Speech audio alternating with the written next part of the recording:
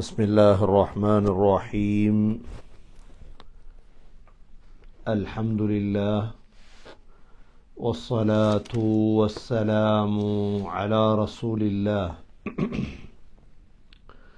أشهد أن لا إله إلا الله وأشهد أن محمدا عبده ورسوله. اللهم صل على محمد وبارك على محمد. أما بعد، فقد قال الله سبحانه وتعالى في كتابه الكريم: أعوذ بالله من الشيطان الرجيم. بسم الله الرحمن الرحيم. وإذ بوأنا لإبراهيم مكان البيت ألا تشرك بي شيئا وطهر بيتي للطائفين والقائمين والركع السجود. وأذن في الناس بالحج يأتوك رجالا وعلى كل ضامر يأتين من كل فج عميق. நேற்று நாங்கள் இப்ராஹீம் அலைஹிஸ்ஸலாம் அவர்களை அல்லாஹ் இந்த ஹஜ்ஜுக்காக ஏன் தேர்ந்தெடுத்தார்? இந்த சூரத்துல் ஹஜ்ஜிலே அல்லாஹ் இப்ராஹீம் அலைஹிஸ்ஸலாம் அவர்களுக்குத்தான் அல்லாஹ் உத்தரவிட்டார். 3 உத்தரவுகளை அல்லாஹ் பிறப்பித்திருந்தான். ஒன்று, ஷிர்க் வைக்கக்கூடாது, இணை வைக்கக்கூடாது அல்லாஹுக்கு. 2வது, பரிசுத்தம் செய்ய வேண்டும், வதஹிர். 3வது, அஸ்ஸின், ஹஜ் சம்பந்தமான அறிவித்தலை நீங்கள் கொடுக்க வேண்டும். இப்ராஹீம் அலைஹிஸ்ஸலாம் அவர்களை வைத்துதான் அல்லாஹ் மிக முக்கியமான 3 வேலைகளை அல்லாஹ் செய்தார். ஏனென்றால் அல்லாஹோடு அவர்களிடம் இருந்த 9 சிஃபத்துகளும் மனிதர்களோடு இருந்த 7 சிஃபத்துகளும் மிக வாழ்க்கையில் ஒரு மனிதனை முன்னேற்றக்கூடிய தன்மைகளாக காணப்பட்டன. ஆலிம் உலமாக்கள், சமூக தலைவர்கள், பள்ளிவாசல் நிர்வாகிகள், ஒவ்வொரு முஸ்லிம் சமூகத்துடைய பொறுப்பில் இருக்கக்கூடியவர்களெல்லாம் இந்த 9 சிஃபத்தையும் மற்ற 7 சிஃபத்தையும் தன்னிடம் உருவாக்கிக் கொள்வது மிக முக்கியமான அம்சமாகும். இந்த சிஃபத்துகளால் அல்லாஹ் இப்ராஹீம் அலைஹிஸ்ஸலாம் அவர்களுக்கு 3 முக்கிய பாக்கியங்களை அல்லாஹ் கொடுத்தார்.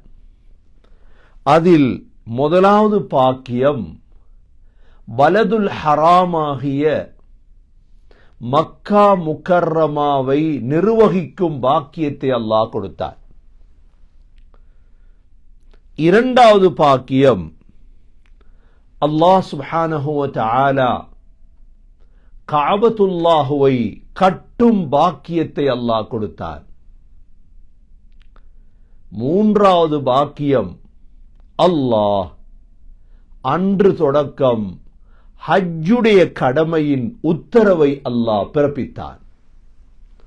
இந்த 3ம் சகோதரர்களே இன்று வரை இருக்கிறது. இந்த 3 கடமையை அல்லாஹ் தன்னுடைய குர்ஆனில் 3 சூறாக்களில் தெளிவுபடுத்தியிருக்கின்றார். முதலாவது, இந்த பலதுல் ஹராமாகிய மக்கா முக்கர்ரமாவை நிர்வகிக்கக்கூடிய இந்த பாக்கியத்தை அல்லாஹ் இப்ராஹிம் அலைஹிஸ்ஸலாம் அவர்களுக்கும் அவர்களுடைய குடும்பத்தார்களுக்கும் அல்லாஹ் வழங்கினான். அதை அல்லாஹ் சூரா இப்ராஹிமிலே சொல்லியிருக்கின்றார். இப்ராஹிம் அலைஹிஸ்ஸலாம் அவர்களுடைய குடும்பத்தை வைத்து அல்லாஹ் கஅபத்துல்லாஹ்வை கட்ட வைத்தான். இதை அல்லாஹ் சூரத்துல் பக்ராவிலே தெளிவுபடுத்தியிருக்கின்றார். இப்ராஹிம் அலைஹிஸ்ஸலாத்தை வைத்து அல்லாஹ் ஹஜ்ஜுடைய கடமையை உருவாக்கினான். இதை அல்லாஹ் சூரா ஹஜ்ஜிலே தெளிவுபடுத்தியிருக்கின்றார். ரமதானுடைய காலம் குர்ஆனை ஓதக்கூடிய நாங்கள் ததப்புரோடு மிக நிதானமாக நோட்டமிட்டு ஓதுவது நம் மீது கடமை சகோதரர்களே. அஃபலா யததப்பரூனல் குர்ஆன் அம் அலா குலூபின் அக்ஃபாலுஹா. அல்லாஹ் கேட்கிறான், குர்ஆனை நீங்கள் ததப்புரோடு ஓத மாட்டீர்களா? உங்களுடைய உள்ளங்களில் என்ன பூட்டா போடப்பட்டிருக்கிறது? ஊமையர்களைப் போல, பாசை தெரியாதவர்களைப் போல நாங்கள் இன்னும் ஓதக்கூடாது. ஓதினோம் ஒரு காலம், உலமாக்கள் இல்லை, சொல்லித்தர யாரும் இல்லை, படித்துத்தர யாரும் இல்லை. இப்பொழுது சகோதரர்களே, முழு இடங்களிலும் குர்ஆனை பற்றி பேசப்படுகிறது, படித்துக் கொடுக்கப்படுகிறது. கொஞ்சம் கொஞ்சமாக ஒவ்வொரு சூறாவாக 10 ஆயத்துகளாக உலமாக்களிடமிருந்து கற்று குர்ஆனை ததப்புரோடு ஓதும் பாக்கியத்தை நாம், அந்த ஃபضலை, அந்த அல்லாஹுடைய கொடையை அடைந்தவர்கள் கூட்டத்தில் அல்லாஹ் நாம் அனைவர்களையும் சேர்த்தருள்வானாக. முதலாவதாக இப்ராஹிம் அலைஹிஸ்ஸலாம் எவ்வாறு காபத்துல்லா அமைந்திருக்கும் அந்த பலதுல் ஹராமை நிர்வகிக்கிறார்கள். அல்லாஹ் இப்ராஹிம் அலைஹிஸ்ஸலாம் அவர்களுக்கு 2 திருமணங்கள். ஒன்று, முதலாவது திருமணம் தான் சாரா, இரண்டாவது திருமணம் தான் ஹாஜர். இந்த 2 பேரோடும் இப்ராஹிம் அலைஹிஸ்ஸலாம் பைத்துல் மக்திஸ்லே தான் இருந்தார்கள். அங்கிருந்து கொண்டு சாராவுக்கும் பிள்ளை கிடைக்காமல் ஹாஜருக்கு பிள்ளை கிடைத்து விட்டது. இப்பொழுது அல்லாஹ் ஹாஜரை அழைத்துக் கொண்டு இஸ்மாயில் அலைஹிஸ்ஸலாம் அவர்களையும் அழைத்துக் கொண்டு ஜிப்ரீல் அலைஹிஸ்ஸலாத்துடைய வழிகாட்டலில் மஸ்ஜிதுல் அக்ஸாவிலிருந்து புறப்படத் தொடங்கினார்கள். அங்கிருந்து பைத்துல் மக்திஸிலிருந்து புறப்பட்டு எங்கு வருகிறார்கள்? ஜிப்ரீல் அலைஹிஸ்ஸலாம் கொண்டு வந்து ஒரு புட்பூண்டுகள் முளைக்காத ஒரு மலையடி வாரத்திலே அவர்களை விட்டார்கள். இப்ராஹிம் அலைஹிஸ்ஸலாம் அந்த இடத்தில் தனது மனைவி ஹாஜரையும் தனது மகன் இஸ்மாயில் அலைஹிஸ்ஸலாத்தை விட்டு அல்லாஹ் தாவத்துக்காக வெளியிறங்கும்படி அல்லாஹ் சொன்னான். அப்பொழுது விட்டு செல்லும் பொழுதோ சில சாப்பாடுகளை கொடுத்து விட்டு சென்றார்கள். அப்பொழுது ஹாஜர் கேட்டார்கள், எங்கு போகிறீர்கள்? இப்ராஹிம் அலைஹிஸ்ஸலாம் திரும்பி கூட பார்ப்பதற்கு மனம் கிடையாது. பச்சிலம் பிள்ளையை எவ்வாறு விட்டு செல்வது? கேட்டார்கள் ஹாஜர், அல்லாஹுடைய உத்தரவா? சொன்னார்கள், ஆம். இதன் லா யுதையிஉனா, அவ்வாறாக இருந்தால் அல்லாஹ் எங்களை வீணாக்க மாட்டான்.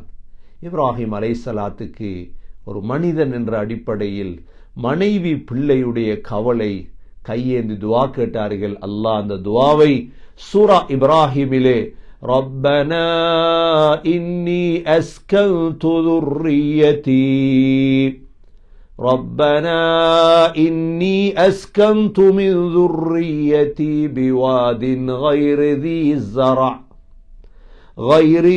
زرع عند بيتك المحرم ربنا ليقيموا الصلاة فاجعل أفئدة من الناس تهوي إليهم وارزقهم من الثمرات لعلهم يشكرون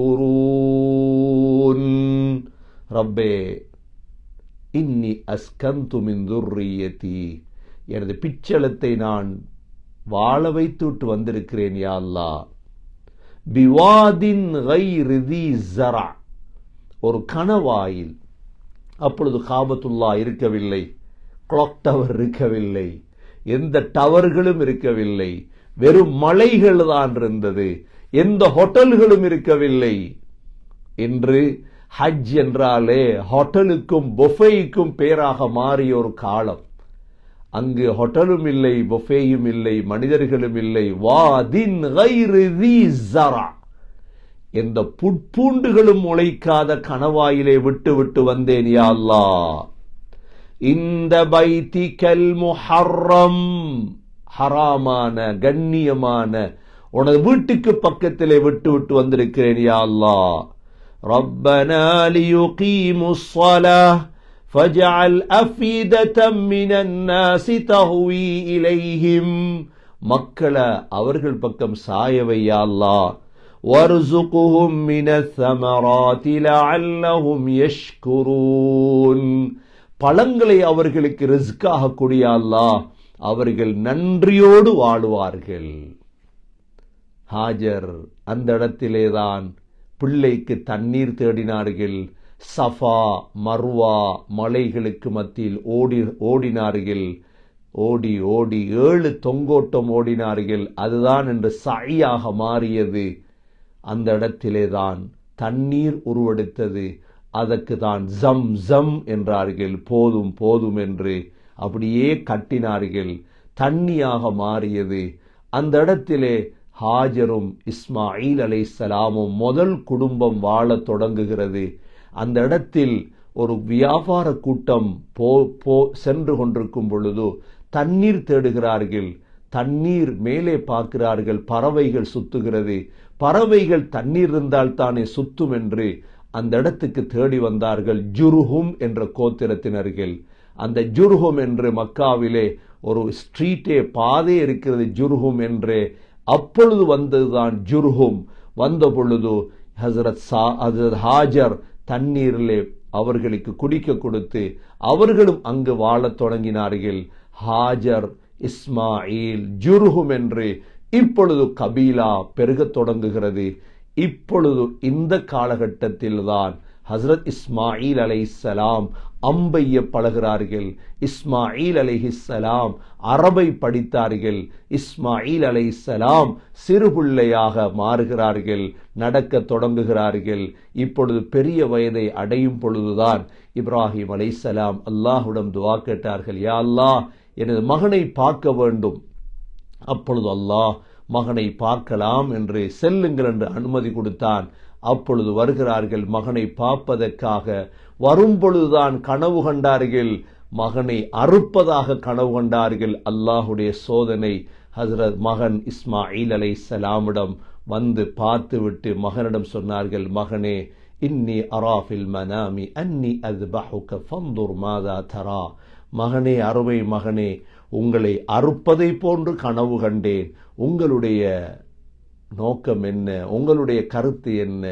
உடனே வளர்த்தது ஹாஜர் என்பதால் அந்த பிள்ளை சொன்னது, யா அபதி ஃஅல் மா துஅமர் சதஜிதுனி இன்ஷா அல்லாஹு மினஸ் சாபிரீன். நீங்கள் ஏவப்பட்டதை செய்யுங்கள் வாப்பா, நான் பொறுமையாளியாக என்னை கண்டுகொள்வீர்கள். தனது மகனை அழைத்து கொண்டு மினாவுக்கு சென்று வதல்லஹு லில் ஜபீன், அப்படியே கழுத்திலே கத்தியை வைத்து அறுத்தார்கள். அல்லாஹ் உடனே ஐயா இப்ராஹிம் கது சத்தக்த ருயா, இப்ராஹிம் கனவை உண்மைப்படுத்தி விட்டீர்கள். வஃபதைனாஹு பிதிபிஹின் அதீம், அல்லாஹ் சுவர்க்கத்திலிருந்து ஒரு ஆட்டை இறக்கினான். அதைத்தான் நாங்கள் இன்று ஒதுஹியா என்று ஹதி என்று கொடுத்து உலகமெல்லாம் கொடுத்து கொண்டிருக்கிறது. ஒரு இமாம் இப்ராஹிம் அலைஹிஸ்ஸலாம். ஹஸ்ரத் இப்ராஹிம் அலைஹிஸ்ஸலாம் மனைவி பிள்ளையை அதே இடத்திலே விட்டுவிட்டு திரும்ப தாவத்துக்காக சென்று விட்டார்கள். திரும்ப சென்ற பொழுதுதான் ஹாஜர் மக்காவிலே வஃபாத்தாகி விட்டார்கள். அதற்கு பிறகு 2வது தடவை இப்ராஹிம் அலைஹிஸ்ஸலாம் மகனை பார்க்க வேண்டும் என்று அல்லாஹ்விடம் பிரார்த்தித்து வரும் பொழுது வந்து பார்க்கிறார்கள். மகன் திருமணம் முடித்திருந்தார். ஜுர்ஹும் கோத்திரத்திலே மகன் திருமணம் முடித்து கொடுக்கப்பட்டிருந்தார்.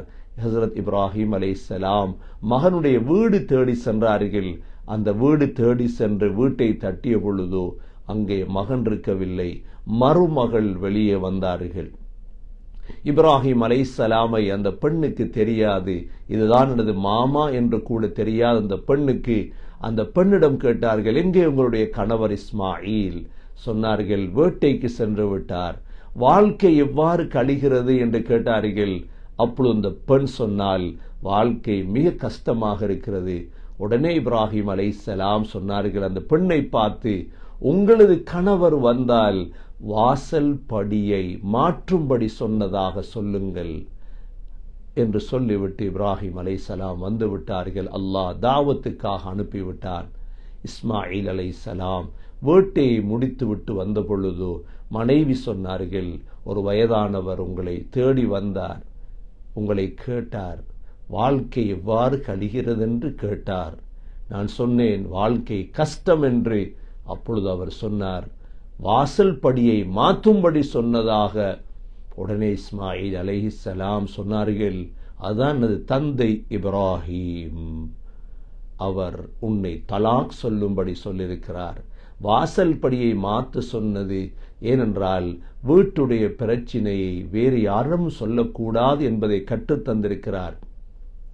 உடனே தலாக் சொல்லிவிட்டு இஸ்மாயில் அலைஹிஸ்ஸலாம் அந்த பெண்ணை வீட்டுக்கு அனுப்பிவிட்டார்கள். பிறகு இரண்டாவது திருமணம் செய்தார்கள் இஸ்மாயில் அலைஹிஸ்ஸலாம். இப்ராஹிம் அலைஹிஸ்ஸலாம் மூன்றாவது தடவையும் அல்லாஹ்விடம் துஆ கேட்டு மகனை பார்க்க வேண்டும் என்று வருகிறார்கள். அப்பொழுதும் அல்லாஹ் மகனுடைய உள்ளத்தில் போட்டான், வேட்டைக்கு செல்லுங்கள் என்று. ஹஸரத் இஸ்மாயில் அலைஹிஸ்ஸலாம் வேட்டைக்கு சென்று விட்டார்கள். வீட்டை வந்து மூன்றாவது தடவை தட்டுகிறார்கள். ஒரு பெண் வெளிவருகிறாள், வேறு பெண். கேட்டார்கள், எங்கே உங்களுடைய கணவர்? வேட்டைக்கு சென்று விட்டார். வாழ்க்கை எவ்வாறு கழிகிறது? அந்த பெண் நல்ல முறையில் கழிகிறது என்றார்கள். அப்பொழுது இப்ராஹிம் அலைஹிஸ்ஸலாம் சொன்னார்கள், உங்களுடைய கணவர் வந்தால் சலாம் சொல்லுங்கள், வாசல் படியை நிரந்தரமாக வைத்திருக்கும்படி சொன்னதாக சொல்லுங்கள். இஸ்மாயில் அலைஹிஸ்ஸலாம் வருகிறார்கள். மனைவி சொன்னார்கள், இப்படித்தான் ஒரு வயதானவர் வந்தார் என்று விடயத்தை சொன்ன பொழுது இஸ்மாயில் அலைஹிஸ்ஸலாம் சொன்னார்கள், அது எனது வாப்பா, உன்னோடு நிரந்தரமாக வாழும்படி சொல்லியிருக்கிறார்கள். இது இப்ராஹிம் அலைஹிஸ்ஸலாத்துடைய குடும்பம் அந்த இடத்திலேதான். இப்பொழுது அந்த ஊர் அங்கிருந்து தொடங்கிய ஊர்தான் இன்று யார் யார்களுடைய கைவசம் இருக்கிறது. பிறகு ஹிஜாஸாக மாறியது. ஸல்லல்லாஹு அலைஹி வஸல்லமுடைய அப்பாமார்களுடைய கைகளுக்கு சென்றது. அது அப்படியே திஹாமாவுடைய ஓரமாக மாறியது.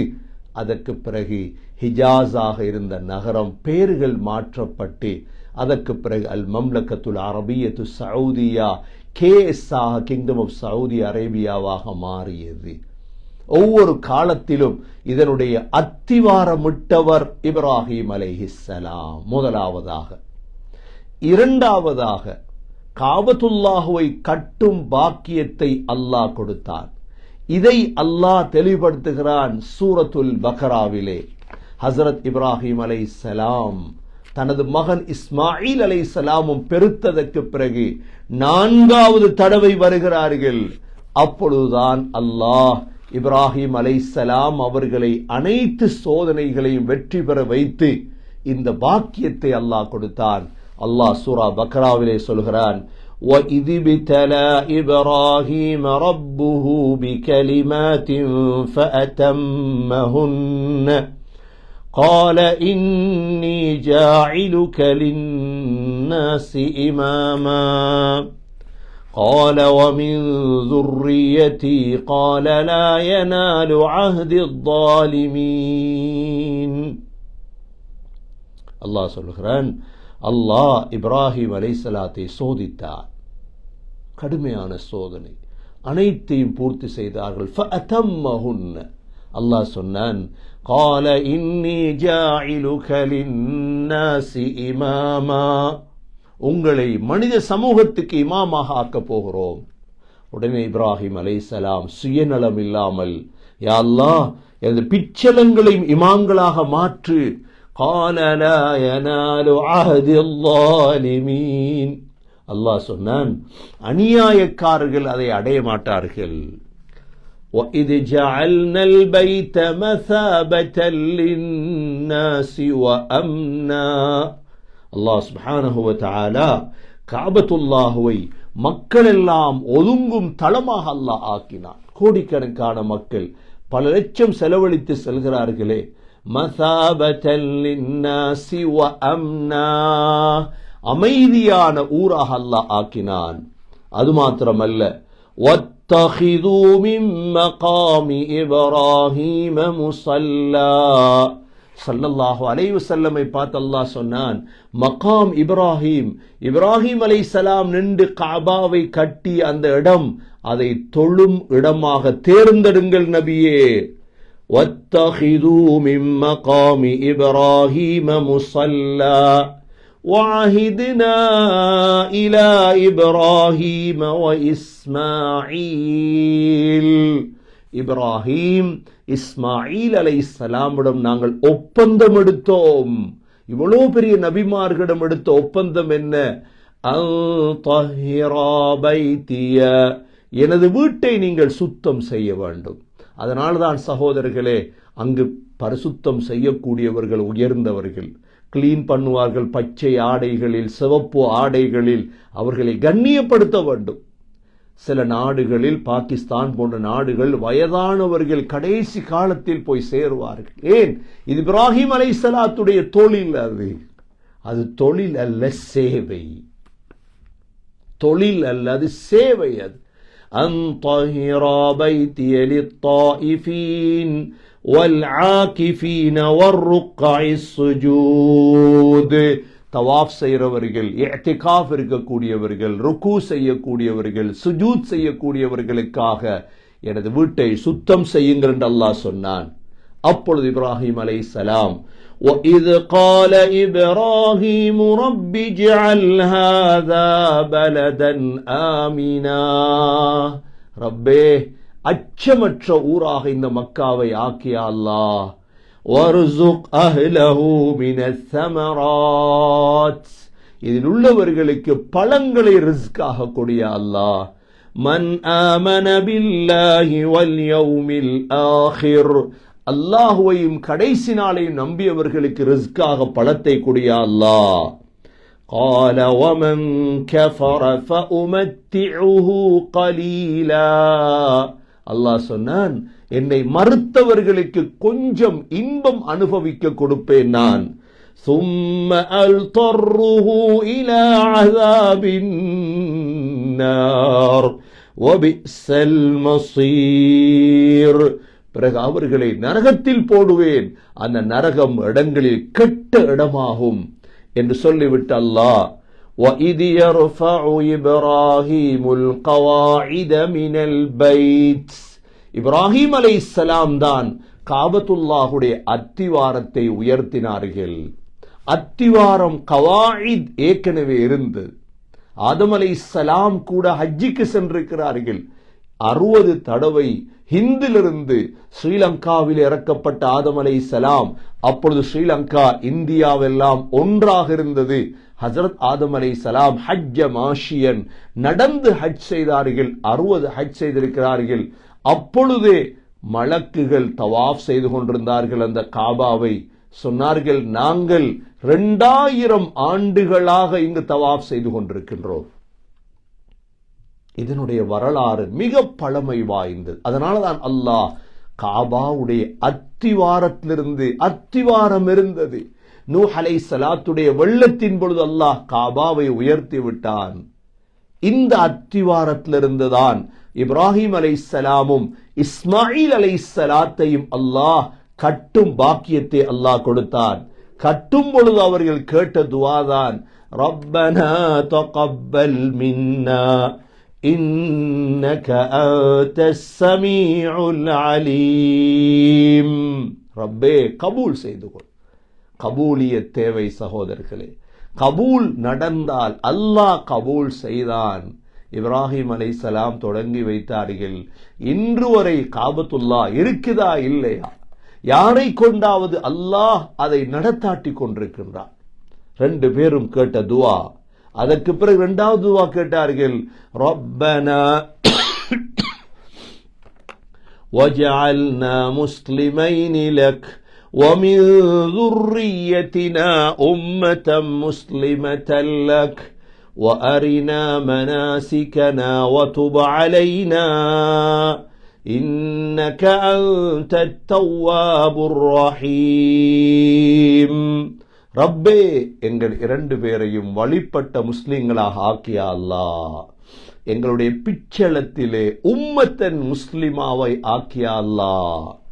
யா அல்லாஹ், அரினா மனாசிகனா, இந்த ஹஜ்ஜுடைய கடமைகளை எங்களுக்கு காட்டித்தாயா அல்லாஹ். வதுப் அலைனா, எங்களை தௌபாக்களை ஏற்றுக்கொள்ளியா அல்லாஹ். இன்னக அன்தத் தவ்வாபுர் ரஹீம், நீதான் தவ்வாபுர் ரஹீம் யா அல்லாஹ். மூன்றாவது துஆ கேட்டார்கள். ربنا وبعث فيهم رسولا منهم يتلو عليهم آياتك ويعلمهم الكتاب والحكمة ويزكيهم إنك أنت العزيز الحكيم. يا الله, அவர்களிலிருந்து ஒரு ரசூலை அனுப்பியா அல்லாஹ். அந்த ரசூல் 3 வேலை செய்ய வேண்டும். முதலாவது, உனது ஆயத்துகளை மக்களுக்கு ஓதி காட்ட வேண்டும், குர்ஆனை ஓதி காட்ட வேண்டும். இரண்டாவது, குர்ஆனையும் ஹிக்மத்தையும் அவர்களுக்கு கற்றுக் கொடுக்க வேண்டும். மூன்றாவது, அவர்களை பரிசுத்தம் செய்ய வேண்டும். யா அல்லாஹ், நீதான் அசீசுல் ஹக்கீம். இப்ராஹிம் அலைஹிஸ்ஸலாத்துடைய ஒரு உஸ்லூப் முறைதான். எல்லா துஆக்களிலும் அஸ்மாவுல் ஹுஸ்னாவை இணைப்பார்கள். முதல் துஆவில் பாருங்கள், அந்த சமீஉல் அலீம். இரண்டாவது துஆவில் பாருங்கள், அந்த தவ்வாபுர் ரஹீம்.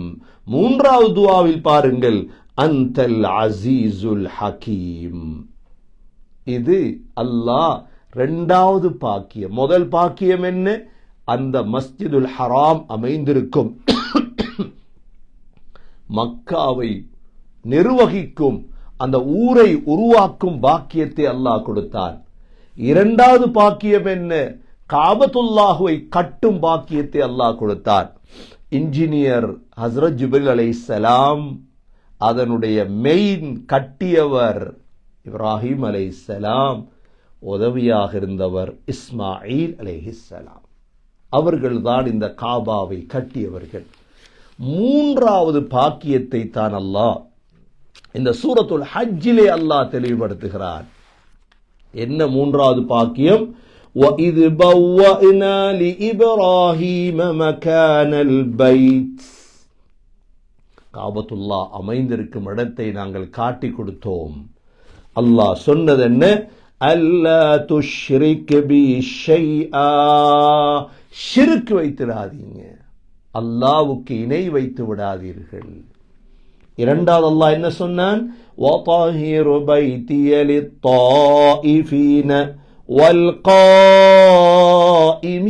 وَالرُّكَّعِ السُّجُودِ, தவாஃப் செய்யக்கூடியவர்கள், நின்று வணங்கக்கூடியவர்கள், ருக்கு சுஜூத் செய்யக்கூடியவர்களுக்காக என்னுடைய வீட்டை சுத்தம் செய்யுங்கள் என்று அல்லாஹ் சொன்னான். எனது வீட்டை பரிசுத்தம் செய்யுங்கள் என்று அல்லாஹ் சொன்னான். وَطَهِّرْ بَيْتِيَ, எனது வீட்டை பரிசுத்தம் செய்யுங்கள். யாருக்காக? இந்த 3 அமல்களும் செய்யக்கூடியவர்களுக்காக. அதற்கு பிறகு அல்லாஹ் என்ன சொன்னான்? وَأَذِّنْ فِي النَّاسِ بِالْحَجِّ, ஹஜ்ஜுக்காக மக்களை அழையுங்கள், ஹஜ்ஜுக்காக மக்களை அழையுங்கள் என்று அல்லாஹ் இந்த மூன்றாவது பாக்கியத்தை அல்லாஹ் கொடுத்தார். ஹஜ்ஜுக்காக மக்களை அழையுங்கள் என்று சொன்ன பொழுது ஹஸ்ரத் இப்ராஹிம் அலைஹிஸ்ஸலாம் கேட்டார்கள், யா ரப், எவ்வாறு எனது சத்தம் செல்லும்? தனியே ஒரு மனிதர் அந்த இடத்திலிருந்து ஹஜ்ஜுக்காக அழைத்தால் அல்லாஹ் சொன்னான், அஸ்ஸில் அஸ்ஸின் வ அலையல் இப்லாக், நீங்க அறிவியுங்கள், அதை எத்தி வைப்பது என்னுடைய பொறுப்பு. இப்ராஹிம் அலைஹிஸ்ஸலாம் பக்கத்தில் இருந்த ஜபலு அபி குபைஸ் என்ற மலைக்கு ஏறினார்கள். பக்கத்தில் இருந்த ஜபலு அபி குபைஸிலே ஏறி, யா அய்யுஹன் நாஸ், மனிதர்களே, இன்னல்லாஹ கத் அமரக்கும் பி ஹஜ்ஜி ஹாதல் பைத், இந்த காபாவை ஹஜ் செய்யும்படி அல்லாஹ் உங்களுக்கு ஏவுகிறான். உங்களுக்கு அல்லாஹ் சொர்க்கத்தை தருவான், நரகத்தை விட்டு உங்களை பாதுகாப்பான். ஃபஹுஜ்ஜு, ஹஜ் செய்யுங்கள் மனிதர்களே என்று அழைப்பு கொடுத்தார்கள். சொல்கிறார்கள், فَأَجَابَهُ مَنْ كَانَ فِي أَصْلَابِ الرِّجَالِ وَأَرْحَامِ النِّسَاءِ لَبَّيْكَ اللَّهُمَّ لَبَّيْكَ. தாயுடைய கற்பில் இருந்தவர்களும் வாப்பா அம்மாவுடைய முதுகன் தண்டில் இருந்தவர்களும் விடை கொடுத்தார்கள், லப்பைக், ஆஜராகிவிட்டோம். லப்பைக் சொன்னவர்கள் எல்லாம் இன்று அதை நோக்கி சென்று கொண்டிருக்கிறார்கள். இது அல்லாஹுடைய முஅஜிஸா, இது அல்லாஹுடைய முஅஜிஸா. இது வஅذின் ஃபின்னாஸி பில் ஹஜ், ஹஜ்ஜுக்காக மக்களை அழையுங்கள்.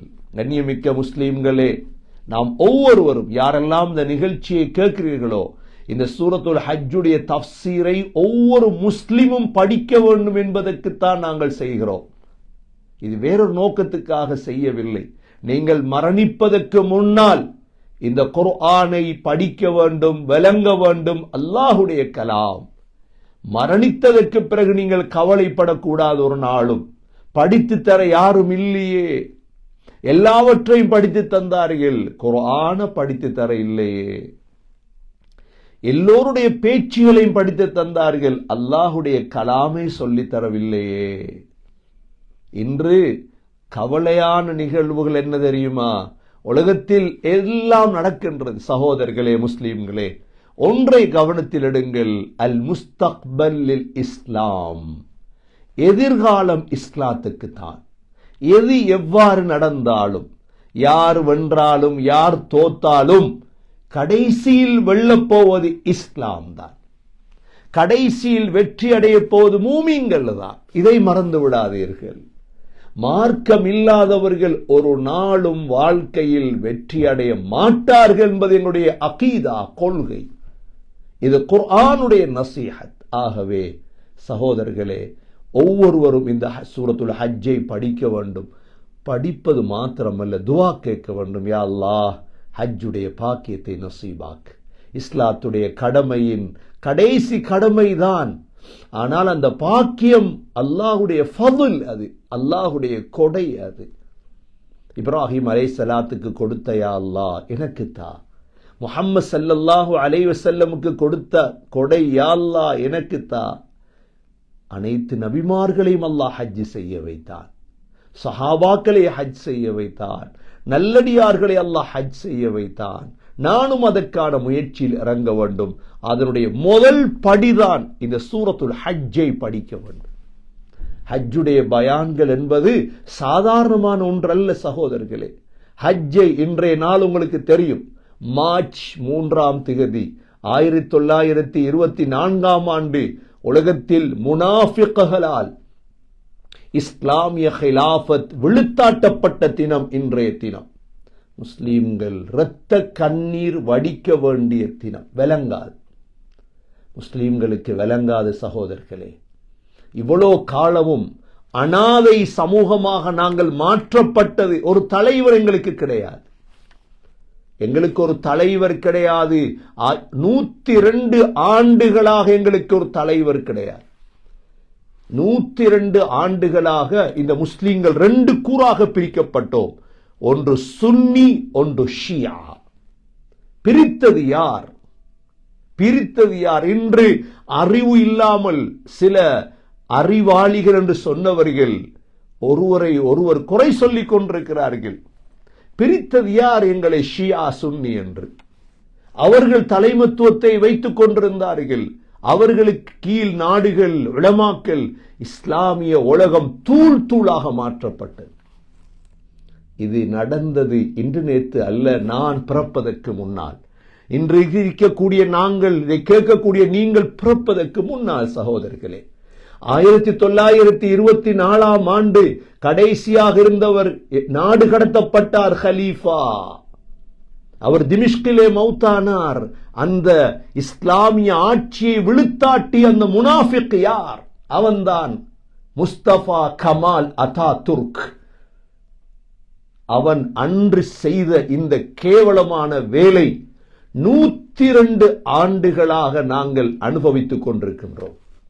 ஆகவே இந்த ஹஜ் லேசாக இருந்தது, எல்லாமே லேசாக இருந்தது அன்றைய காலங்களில் சகோதரர்களே. அரபு நாடுகளில் எங்கு ஏறினாலும் ஒரு ட்ரெயின் இருந்தது. இஸ்லாமிய உஸ்மானிய ஹலீஃபாக்கள் அமைத்திருந்தார்கள். அது துருக்கியிலிருந்து ஏறினாலும் சரி, மிஸ்ரிலிருந்து ஏறினாலும் சரி, அந்த ட்ரெயின் மதீனாவை வந்தடையும். ஹஜ்ஜிக்கான முழு வழியும் செய்து வைத்திருந்தார்கள்.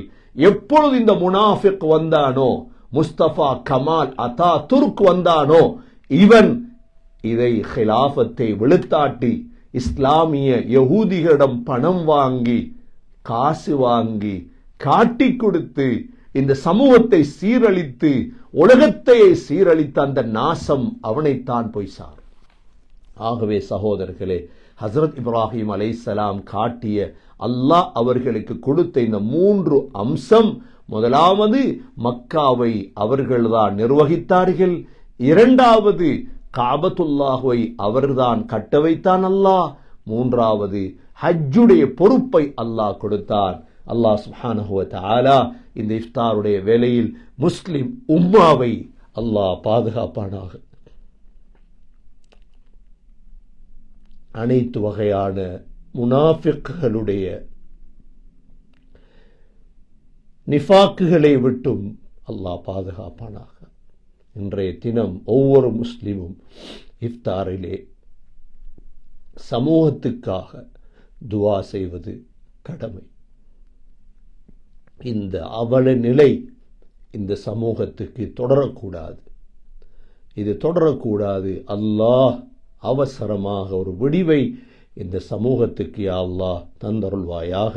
நிம்மதியாக எவ்வாறு ஹிலாஃபத்துடைய காலங்களில் முஸ்லீம்கள் தலை நிமிர்ந்து சந்தோஷமாக ஒரு அமீருக்கு கீழ், ஒரு இமாமுக்கு கீழ் வாழ்ந்தார்களோ, அந்த ஒரு காலத்தை யா அல்லாஹ் நமக்கு மீட்டி தருவாயாக. யகூதிகள் நசாராக்களுடைய அனைத்து வலைகளிலிருந்தும் முஸ்லிம் தலைவர்களை பாதுகாப்பாயாக. யா அல்லாஹ், சின்ன பின்னமாக்கப்பட்ட இந்த முஸ்லிம் சமூகம் ஒற்றுமையாக வாழ தௌஃபீக் செய்வாயாக. ஷியா சுன்னி என்ற இந்த பிரிவினை இல்லாமல் எல்லோரும் ஒரே இஸ்லாத்திலே, எந்த இஸ்லாத்தை முஹம்மது ஸல்லல்லாஹு அலைஹி வஸல்லம் அறிமுகப்படுத்தினார்களோ அந்த இஸ்லாத்தில் வாழும் பாக்கியத்தை நசீபாக்குவாயாக. யார் யாரெல்லாம் இந்த உம்மத்துக்காக, இந்த சமூகத்துக்காக துரோகம் செய்தார்களோ, யா அல்லாஹ் அவர்களுக்கு நேர்வழியை கூடிய அல்லாஹ், அந்த துரோகத்திலிருந்து சமூகத்தை பாதுகாரியா அல்லாஹ். தங்களுடைய சுய லாபத்துக்காக, தங்களுடைய சிறிய சிறிய லாபங்களுக்காக சமூகத்தை காட்டி கொடுத்து சமூகத்தை துண்டாடிய அந்த முனாஃபிக்குகளை விட்டும் யா அல்லாஹ் சமூகத்தை பாதுகாப்பாயாக. 100 ஆண்டுகளாக இன்னும் ஒரு அமீர் இல்லாமல், ஒரு ஹலீஃபா இல்லாமல் முஸ்லிம் சமூகம் வாழ்ந்து கொண்டிருக்கிறது. யா அல்லாஹ், யா அல்லாஹ், முஸ்லீம்களுக்கென்று மூமின்களுக்கென்று தகுதியான தலைவரை உருவாக்கி தருவாயாக. முழு முஸ்லீம்களும் பின்பற்றுவதற்கு தகுதியான தலைவரை உருவாக்கி தருவாயாக. எல்லா முஸ்லீம்களும் எதிர்பார்க்கக்கூடிய அந்த தலைவரை உருவாக்கி தருவாய்.